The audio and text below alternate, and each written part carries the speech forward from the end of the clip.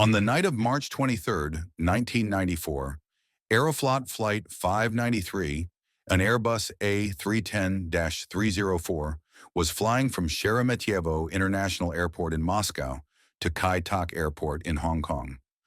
On board the aircraft were 75 people, including 63 passengers.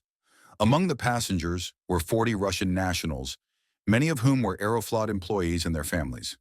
The remaining 23 passengers were foreign businessmen from Hong Kong and Taiwan seeking opportunities in Russia.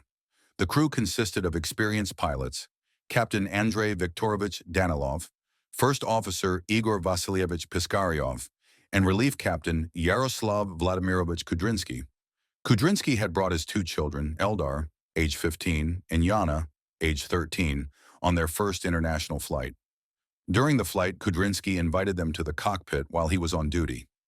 5 individuals were present in the cockpit: Kudrinsky, Piskaryov, Eldar, Yana, and another pilot, Vladimir Makarov, who was traveling as a passenger. At 12:43 a.m., with the autopilot active, Kudrinsky allowed Yana to sit in the captain's seat. This was a clear violation of aviation regulations. To make her feel like she was piloting the aircraft, he adjusted the autopilot's heading. Although Yana had no actual control, this simulation gave her the impression she was flying the plane. A few minutes later, at 12:51 a.m., Eldar took her place in the captain's seat. During his time at the controls, Eldar inadvertently applied enough force to the control column to override the autopilot for approximately 30 seconds. This caused the flight computer to partially disengage, switching the plane's ailerons to manual control, while other systems remained under autopilot operation. A silent indicator light activated to alert the pilots to this partial disengagement, but the crew, accustomed to Soviet-designed aircraft with audible warnings, failed to notice it.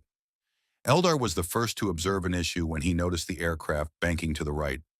The flight path indicator on the cockpit display began showing a 180-degree turn, mimicking the appearance of a standard holding pattern. This misled the pilots, who took 9 critical seconds to interpret the situation. During this time, the plane continued to bank past a 45-degree angle to nearly 90 degrees. Such a steep bank was beyond the Airbus A310's design limits and caused the aircraft to lose altitude rapidly. The autopilot, still controlling systems other than the ailerons, attempted to stabilize the plane by increasing thrust and pitching the nose up. However, this action led to an aerodynamic stall. Unable to handle the situation, the autopilot disengaged completely, and its display screen went blank. The automatic stall recovery system then pitched the aircraft's nose down into a nosedive. The reduced G-forces allowed Kudrinsky to return to his seat.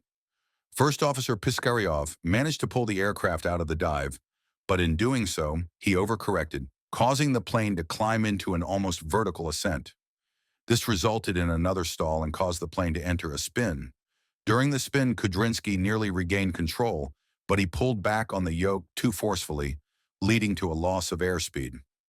A rudder input exacerbated the situation, sending the aircraft into a second spin, this time a flat spin. Despite their efforts, Kudrinsky and Piskaryov were unable to stabilize the aircraft. Although they managed to level the wings briefly, they had no way of knowing how far the plane had descended. By the time they attempted recovery, their altitude was too low. At 12:58 a.m., the aircraft crashed into a remote hillside in the Kuznetsk-Alatau mountain range, at approximately 20 kilometers east of Mezhdurichensk, Kemerovo Oblast.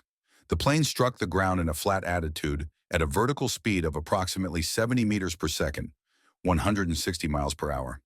All 75 occupants died instantly. The aircraft's landing gear was retracted at the time of impact, and all passengers were strapped into their seats, having been prepared for an emergency landing. No distress calls were made during the incident. Investigators later concluded that there were no mechanical failures with the aircraft. They determined that if the pilots had released the controls during the initial spin, the plane's aerodynamic design would have allowed it to stabilize itself. Tragically, this simple action could have prevented the disaster. Families of the victims visited the crash site to pay their respects. Russian families placed flowers, while Chinese and Taiwanese families scattered pieces of paper bearing written messages to honor their loved ones.